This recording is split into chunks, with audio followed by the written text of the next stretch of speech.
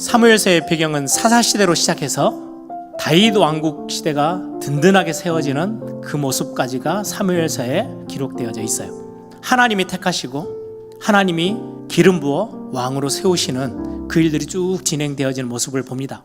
하나님이 참된 주인 되시는 참된 왕으로 다스리시는 지금의 교회의 모습, 또 하나님의 나라에 대한 모델, 그림자를 우리가 사무엘서를 통해서는 확인할 수 있습니다.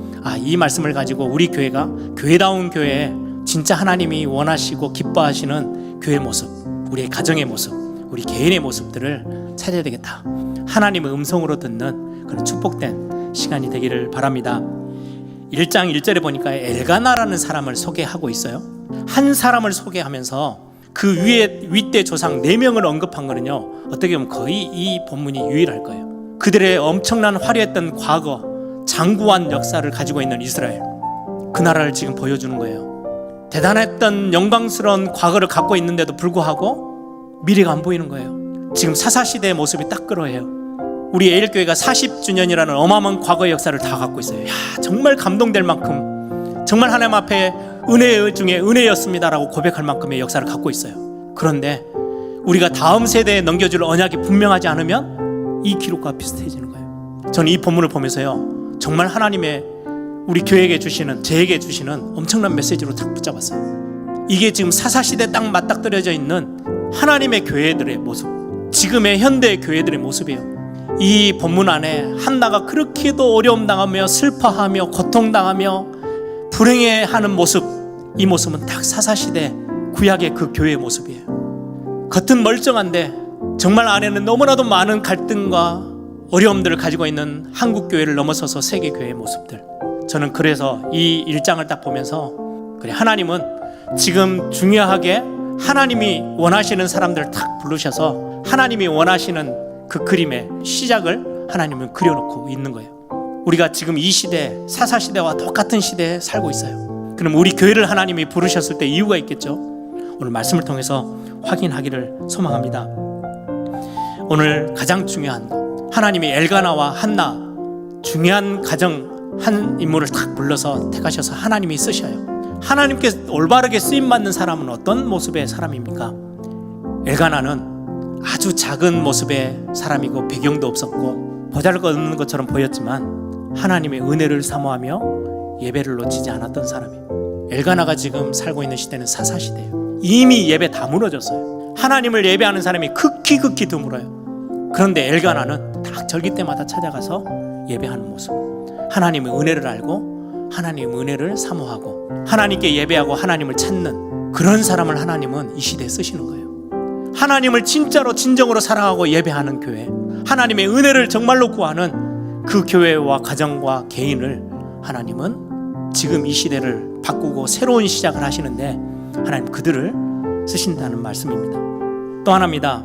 하나님이 새로운 시작을 해나가시는데 누구를 쓰시느냐?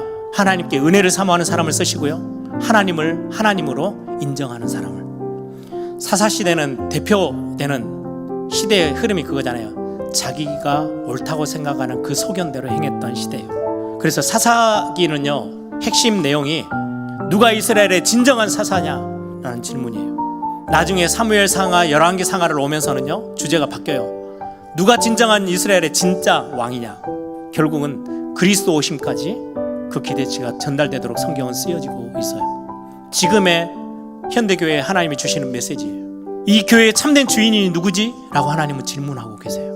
누가 우리의 가정의 참된 주인이시지? 누가 우리의 자녀들의 인생을 책임지고 계시지? 내 인생의 참된 주인은 누굴까? 성경은 오늘 우리에게 질문하고 있는 겁니다. 지금 이 시대의 교회다운 교회는 어떤 교회입니까? 하나님을 진짜 하나님으로, 교회의 참된 주인이 하나님이십니다 라고 고백하는 거예요. 결국 하나님은 하나님을 인정하고 하나님을 바라보고 하나님께 집중하는 사람을 하나님은 한 시대를 바꾸는 새로운 시작에 쓰셨습니다. 세 번째입니다. 하나님께 더 가까이 가는 사람, 하나님께 기도의 무릎을 꿇을 수 있는 사람을 하나님은 기뻐하시고 그런 교회를 기뻐하셔요. 그래서 하나님은 그들을 붙잡고 새로운 시작을 하시는 겁니다. 우리에겐 축복이 올 때가 있어요. 근데 이 축복이 우리를 하나님께 더 가까이 가게도 만들어요. 그런데 반대로 이 축복 때문에 하나님을 더 멀리 떠나갈 때도 있어요. 축복인 줄 알았는데 하나님을 더 멀리 가게 만드는 도구가 될 수도 있어요.